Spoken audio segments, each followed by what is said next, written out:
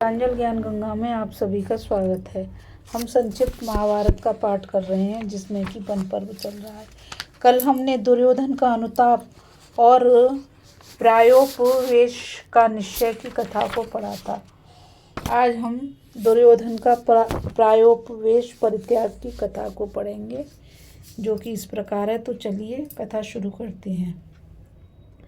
दुर्योधन को प्रायोपवेश करते देखकर देवताओं से पराजित पातालवासी दैत्य और दानवों ने विचार किया कि यदि इस प्रकार दुर्योधन का प्राणांत हो गया तो हमारा पक्ष गिर जाएगा।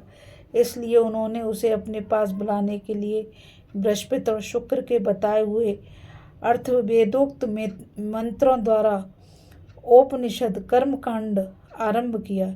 वेद वेदांग में निष्णात ब्राह्मण लोग मंत्रोच्चारण पूर्वक अग्नि में घी और दूध की आहुति देने लगे।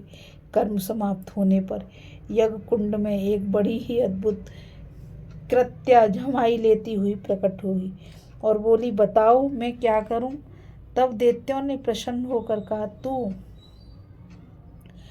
प्रायोपवेश करते हुए राजा दुर्योधन को यहाँ ले आ। तब कृत्या जो आज्ञा कहकर गई और एक क्षण में ही दुर्योधन के पास पहुंच गई। फिर एक क्षण में ही उसे लेकर रसातल में पहुंच गई।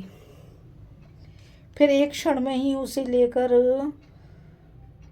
रसातल में आई। दुर्योधन को आया देखकर दानवों के चित्त प्रसन्न हो गए और उन्होंने उससे अभिवादन पूर्वक कहा, भरत कुल दीपक महाराज दुर्योधन, आपके पास सदा ही बड़े बड़े शूरवीर और महात्मा बने रहते हैं। फिर आपने प्रायोपवेश का साहस क्यों किया? जो पुरुष आत्महत्या करता है वह तो अधोगति को प्राप्त होता है और लोक में भी उसकी निंदा होती है। आपका यह विचार तो धर्म, अर्थ और सुख का नाश करने वाला है। इसे आप छोड़ दीजिए। आप शोक क्यों करते हैं? आपके लिए अब किसी प्रकार का खटका नहीं। आपकी सहायता के लिए अनेकों दानव वीर पृथ्वी में उत्पन्न हो चुके हैं। एक दूसरे दैत्य भीष्म, द्रोण और कृप आदि के शरीरों में प्रवेश करेंगे और दूसरे दैत्य भीष्म आदि, द्रोण और कृप आदि के शरीरों में प्रवेश करेंगे, जिससे वे दया और स्नेह को तिलांजलि देकर आपके शत्रुओं से संग्राम करेंगे। उनके सिवा क्षत्रिय जाति में उत्पन्न हुए और भी अनेकों दैत्य और दानव आपके शत्रुओं के साथ युद्ध में पूरे पराक्रम से भिड़ जाएंगे।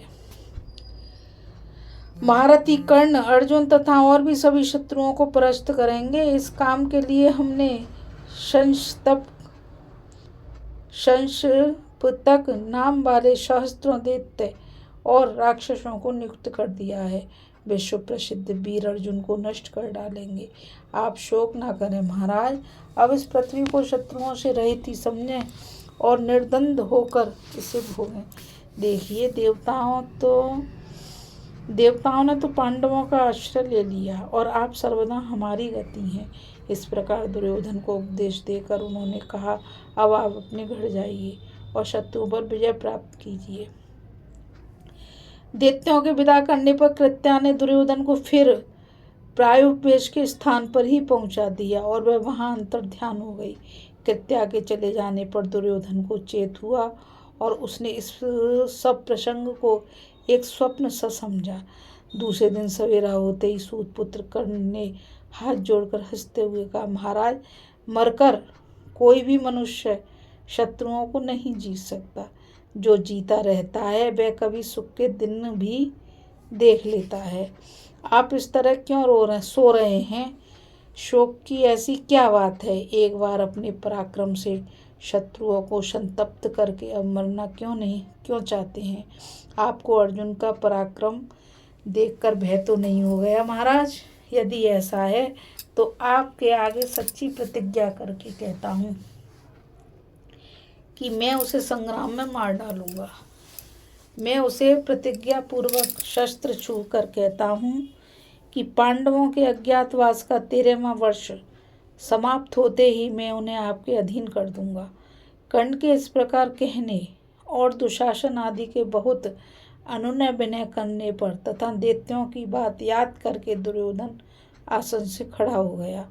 उसने पांडवों के साथ युद्ध करने का पक्का विचार कर लिया और फिर हस्तिनापुर चलने के लिए रथ, हाथी, घोड़े और पादातियों से युक्त अपनी चतुरंगणी सेना को तैयार करने की आज्ञा दी।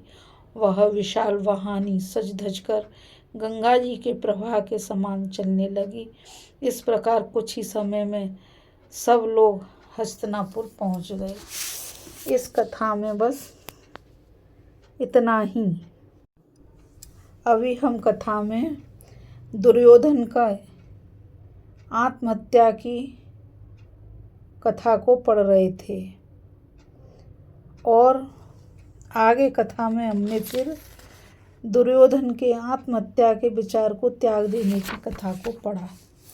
अब हम कथा में कर्ण की दिग्विजय और दुर्योधन का वैष्णव याग की कथा को पढ़ेंगे कि कर्ण किस प्रकार दिग्विजय करते हैं और दुर्योधन का वैष्णव याग क्या है। तो आप मेरे साथ कथा में बने रहिएगा और कल फिर एक नई कथा पढ़ेंगे और सुनेंगे। और मुझ गीता रावत को आज्ञा दीजिए। और मैं आप सभी से यही कहना चाहूँगी कि इस चैनल को ज़्यादा से ज़्यादा लाइक, शेयर और सब्सक्राइब कीजिए ताकि ये अमूल्य ज्ञान अधिक से अधिक लोगों तक पहुँच सके। राधे राधे, जय श्री कृष्णा, नमस्कार।